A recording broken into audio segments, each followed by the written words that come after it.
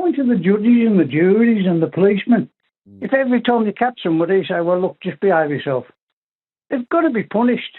Yeah. And I think what they should do is every time there's a crime, they should ask the victim what he feels and get a consensus there. Because I tell you what, it'd be a lot different to what some people are saying. Well, you do get victim impact statements already in our judicial system, but you certainly don't want to hand over the justice system to victims. Otherwise, you might get all sorts of things like hanging, drawing and quartering coming back.